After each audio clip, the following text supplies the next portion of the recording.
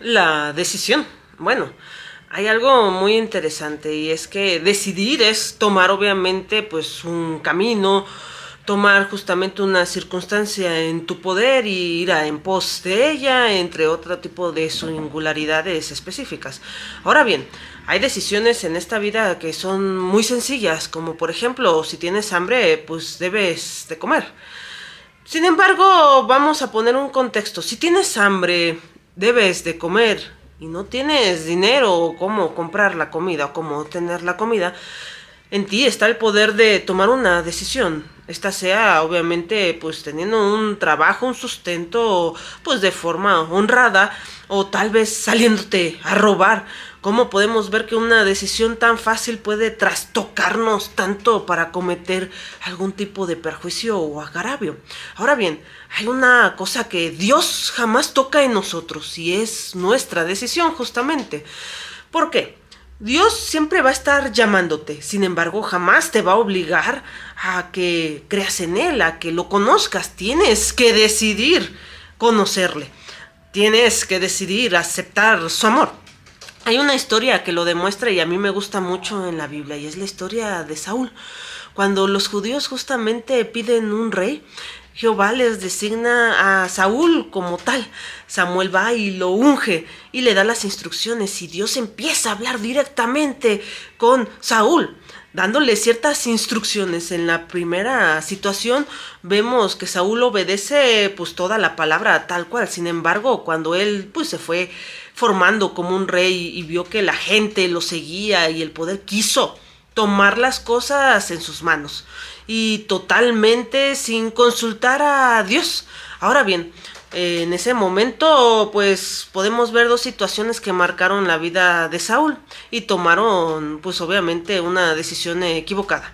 ¿Cuáles fueron? La primera fue justamente cuando Saúl, pues por no esperar a Samuel para hacer el sacrificio pertinente y viendo al pueblo desesperado, quiso tomar todo el poder en sí y él mismo hizo el sacrificio, no solamente desobedeciendo la palabra de Dios, sino que también desobedeciendo pues la ley mosaica a la que estaba sujeto en ese momento, donde solo el sacerdote era el permitido para hacer los sacrificios a Dios. Ahora bien, hay una cuestión muy interesante y es la que nos pasa a todos. Una vez que Saúl desobedece a Dios, deja de oír la voz de Dios. Y Dios le habla a Samuel para darle los mensajes.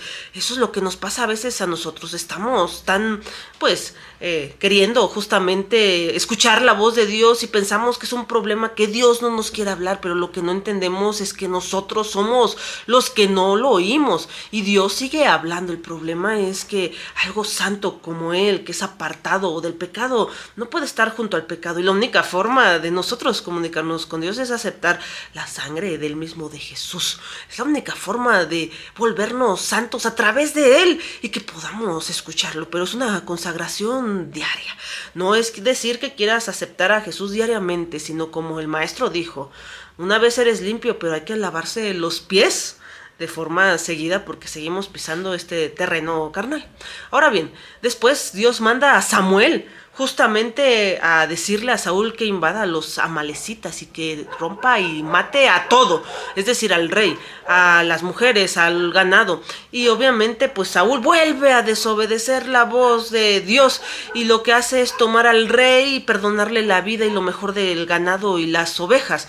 Entonces Dios vuelve a llamar a Samuel y lo envía para darle el mensaje que ha sido desechado como rey. Ahora bien, justamente pues Samuel cumple la orden de Dios matando al rey que habían tomado pues por no prisionero, inclusive él estaba alegre viviendo ya en el campamento como uno más de ellos. Ahora bien, hay algo muy interesante y vamos a leer el versículo respecto a ello y dice así en 1 Samuel capítulo 16 versículo 14 y dice: el espíritu de Jehová se apartó de Saúl y le atormentaba un espíritu malo de parte de Jehová. Hay algo muy interesante. Muchos creerían que Dios mandó al espíritu malo para atormentarle. Sin embargo, cuando tú examinas cada historia, no solamente la de Saúl, sino de todos los personajes que estuvieron ahí, la parte justamente es que cuando Dios se aleja, caes en garras del enemigo, en la oscuridad y en las tinieblas. Solo estando tú cerca de Dios, puedes tener luz. Por eso la decisión que tú tomes debe de ser diaria, pero debe ser una decisión total y una decisión que confirma la decisión que hayas tomado. ¿Por qué? Porque tú, por ejemplo, puedes decidir a lo mejor pues dejar de tomar. Y lo decides firmemente una vez, pero cada día, en cada fiesta, debes de tomar la decisión de no hacerlo. Y es así como ejemplificamos nuevamente que una vez aceptas a Dios eres limpio, pero hay que lavarse los pies. Ahora bien, hay algo muy interesante pues en este texto, ¿no? Y justamente involucra que cuando nosotros estamos lejos de Dios, estamos en manos del enemigo.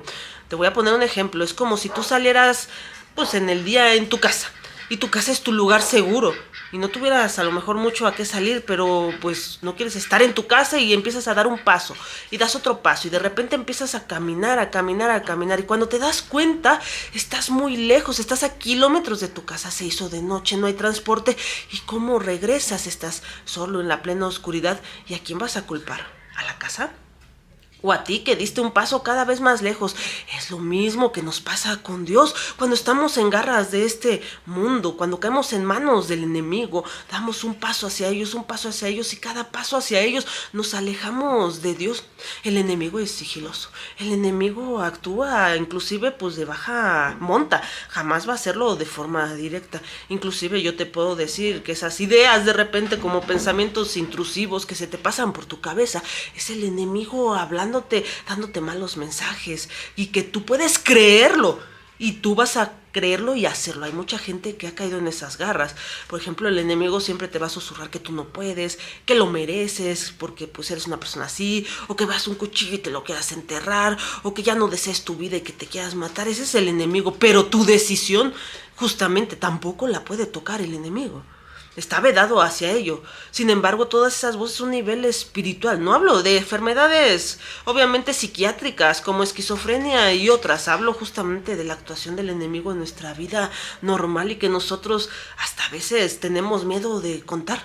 Ahora bien, lo que tenemos que hacer es justamente pues acercarnos a Dios. Yo les puedo asegurar que cuando estás en la luz de Dios, no hay voces más que la de Él, hablándote a ti. Así que no pienses más, decide estar con Dios, decide aceptar su amor, decide correr hacia Él, decide andar con Él diariamente. Y verás cómo el Dios justamente de Israel, de Abraham, de Adán, de Daniel, de Pablo, de todos ellos, es el mismo Dios tuyo y mío hoy, con el mismo poder. El problema siempre hemos sido nosotros. Él sigue derramando de su espíritu y sigue abriendo los cielos a todos los corazones entregados. No lo olvides, Dios te ama mucho. Te ama tal y como estás. No esperes a limpiarte, no te puedes limpiar solo. Siempre regresa hacia Él.